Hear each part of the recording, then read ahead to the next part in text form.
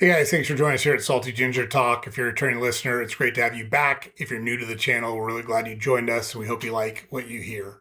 So, our show is for thinkers, for doers, for self leaders, people that are committed to self mastery and living with intention. And today, we're going to jump into a topic that separates amateurs from professionals in every walk of life. And that is emotional control, one of the most powerful tools you can develop. Okay? Now, let's just be real straightforward and honest here. Most people are reactive. They let other people or situations or their own feelings dictate their behavior. They allow external events to dictate how they think, how they feel, and how they act. But the truth is that controlling your emotional responses is a very powerful weapon. It puts you in the driver's seat of your life. And today, we're going to give you 5 science-backed, practical ways to develop your emotional control and use it to become calmer, sharper, and more powerful. All right, so let's just jump right into it here. We've got good stuff for you. This is so important. If you can master this skill, you will be shocked at the benefits you will get in your life and how much your life will improve just by changing your thought process around this one thing. Okay, number 1, you've got to practice the power of the pause. That's a real simple tool that high performers use every day. Literally waiting before they say something when they're in a conversation. A study from the American Psychological Association found that just a 6-second pause in the middle of an emotional moment can lower your physiological arousal and help your brain shift from the emotional amygdala to the rational prefrontal cortex. What's a real-world example of this? Navy SEALs. We've used them before on this channel, but they're in some of the craziest life or death situations that you can be in. And so they're a great example because their stuff is literally life or death sometimes. They're taught to pause and to use a technique called box breathing before they take action, even in life or death situations. That pause can save a mission. So, the box breathing, we've talked about it before. You inhale for 4 seconds. You hold that inhale for 4 seconds. You exhale for 4 seconds. And then you hold after the exhale before you take another breath for 4 seconds. So that's why it's box 4, 4, 4, 4, right? That's what they do. You can do that too. You can do it in an emotional conversation. You can do it in an emotional moment. You can do it when you get bad news. You can do it when something goes wrong that's irritating you. Could be something big, could be something little. Doesn't really matter. How many times have you been driving and someone cut you off and you're pissed and you want to honk your horn or give them the finger or catch up to them and give them a piece of your mind? Instead of doing that, pause for 6 seconds and do some box breathing. We guarantee you it will dissipate the situation, it will lower your level of anger, and it will kick in your prefrontal cortex like we talked about, and you'll think more rationally. So the next time you're in a stressful or heated moment, pause. Don't do anything, just wait. Wait 6 seconds and do a box breath set. Do 5 of them. You can wait 2 minutes. You can do it. But if you do that, it'll help you control your emotions and how you react in those situations, which is what you're trying to do. Okay? All right. Tip number 2, you want to label your emotions. Literally label them. It's one of the fastest ways to reduce the intensity of an emotion is to label it. A UCLA study showed that naming your emotions reduces activity in the amygdala and increases logical processing. When you say something like, "I'm feeling frustrated," or "I'm noticing anger," you're activating the part of your brain that helps you think clearly because you're trying to label your emotions. To label your emotions, you have to do some logical thinking. So it disengages the amygdala, which is part of the brain that helps you react emotionally, and you're re-engaging parts of the brain like the prefrontal cortex that use linear logic and allow you to think more clearly. Ray Dalio is the founder of Bridgewater Associates, one of the largest hedge funds in the world. He uses emotional labeling in his journal to stay grounded during billion-dollar decisions. I mean, this guy manages hundreds of billions of dollars. If it's good enough for him, it should be good enough for you. So label the emotions when you feel them. It will help you process them. It will help you think more logically. So the way to do that is literally say it out loud or start writing it down. I notice I'm feeling X, whatever X is. Frustrated, angry, sad, whatever it is, label the emotion. When they rise, it gives your mind space to analyze instead of overreact. So that's the trick to that one. Label your emotions, okay? Tip number 3, reframe the story. This one is super, super powerful. They're all good, but this one, we use this one all the time. You've got to think about the situation differently than you're thinking about it. Cognitive reappraisal is one of the strongest tools in therapy and mental training, period. Cognitive reappraisal is simply thinking differently about the same subject. The idea is very simple. You change how you interpret a situation, and you change how you feel about it.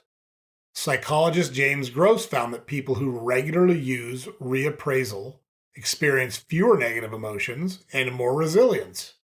I can give you a personal example from Memorial Day weekend. On Memorial Day weekend, I played in a golf tournament. I was really jacked up to play in this golf tournament. I'd been practicing, I was ready for it, and I shat the bed. I played like I was from the moon. I haven't played golf that bad in over 20 years. But on my drive home, and it was nowhere near where I live, by the way, I'd drive a couple hours to get there. And so on my way home, I processed what had just happened. And when I talked to my wife, she said, how'd it go? I said, terrible. I played like I was from the moon. I haven't played that bad for 20 years. However, a guy in my group won the tournament, and he played outstanding. And it was actually fun to watch. He played so well. It was fun to watch, even while I was playing like I'd never played golf before. And I said, every once in a while, taking a beating is good for you. Getting your ass kicked refocuses you and tells you you're not as good as you think you are. You have a lot more work to do. You're not anywhere near where you want to be. And so that was very motivating for me. And it actually wound up being a very positive experience, even though I looked like I had never played golf before. And I was with a group of very good golfers. So talk about feeling like a knucklehead. Like I could not do things right, and everybody else was playing pretty well. The one guy won the tournament by 7 strokes. He played a phenomenal round. But I had to reframe how I thought about it, or I could just cry in my beer and feel sorry for myself and, oh, poor me. Now, there's a lesson to be learned there. I just had to think about it differently. That's a very low-risk, non-meaningful example. I'm going to give you a super meaningful example now. Viktor Frankl is a Holocaust survivor. So fuck golf, fuck all the stuff I was just talking about. This guy survived the Holocaust, one of the worst events in human history. He found purpose in his suffering by reframing it as a test of his character and belief. I'm strong, they can't break me. In the Holocaust, I mean, it's unbelievable when you think about it that way. That mindset helped him survive the unthinkable. So, my example is pales in comparison. It's non-comparable. Viktor Frankl survived one of the biggest atrocities in human history because he changed how he thought about it, because he changed his mindset.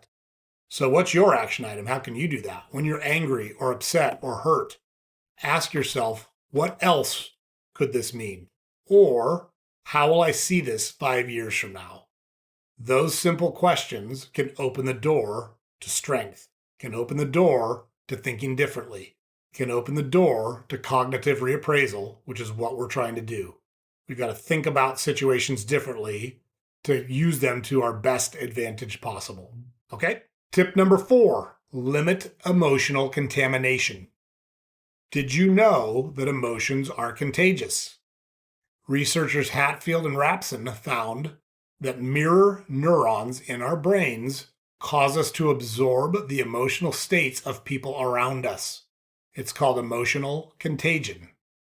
So mirror neurons in our brains cause us to absorb the emotions of people around us. Think about a leader during a crisis. The leaders who stay calm tend to bring their team with them and keep their team calm so they can work the problem. The ones who panic spread chaos.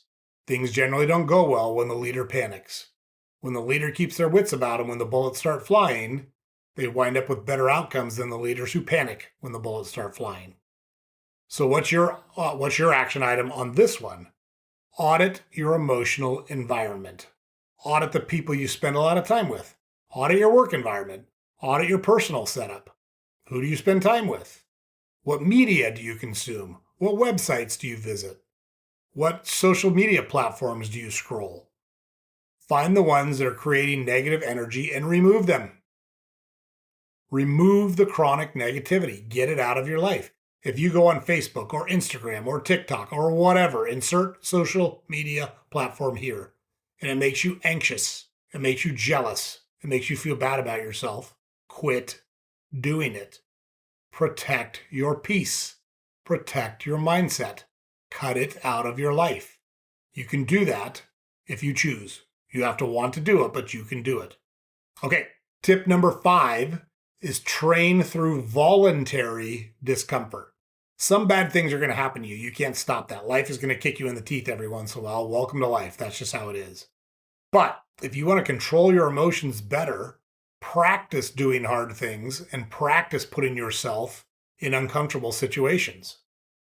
Studies on exposure therapy and resilience training show that regularly facing small discomforts builds long-term emotional resilience, and then you're ready when the big ones come. Jocko Willink starts every day with a tough workout at 4:30 a.m. It's not about fitness, it's about mental dominance. It's about the mind controlling the body. We're not huge Jocko Willink fans, but the guy's got it 100% right. 100% right. Mind over body. You can train your mind to override your body. You can do that on anything. If you want to quit smoking, if you want to lose weight, if you want to eat healthier, if you want to run a marathon, doesn't matter what it is, you can train your mind to control your body. Your body doesn't control your mind. It's the opposite way around. However, a lot of times we don't do that. We allow our emotions to get the best of us, and we want to be comfortable. We need to learn delayed gratification. We need to kick the gratification down the road and do the hard thing now to show the mental toughness that it takes to get to where we want to be in life. So the action item here is real simple. Every day, do one thing that makes you uncomfortable. One thing. Take a cold shower. Have an honest conversation with someone that you don't think is going to like it. Do a physically demanding task. Get used to discomfort, and you will be unshakable once you do that.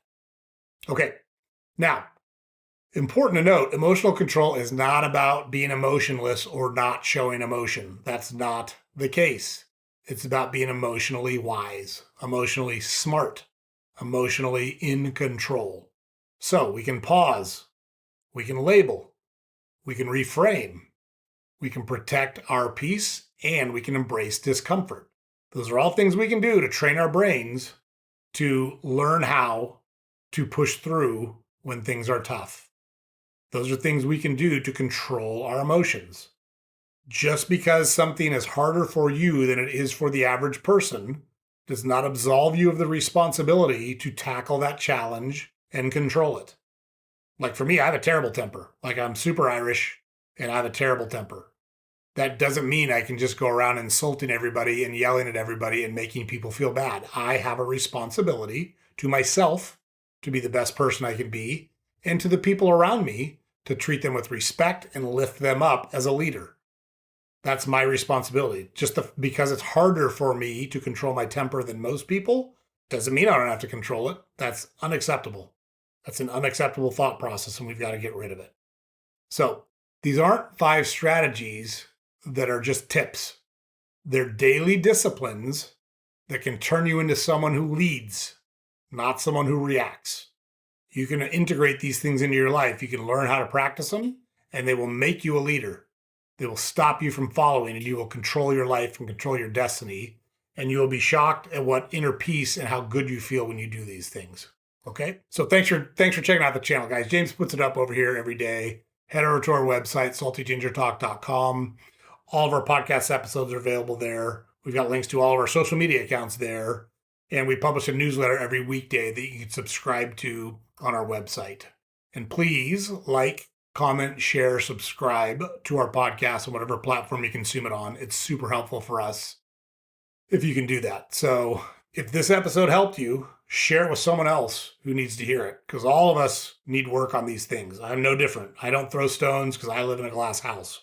So I'm working on these things just like you are. I just happen to have a lot of training in these areas. I'm not a psychologist. I'm not a doctor. I didn't stay at Holiday Inn Express last night.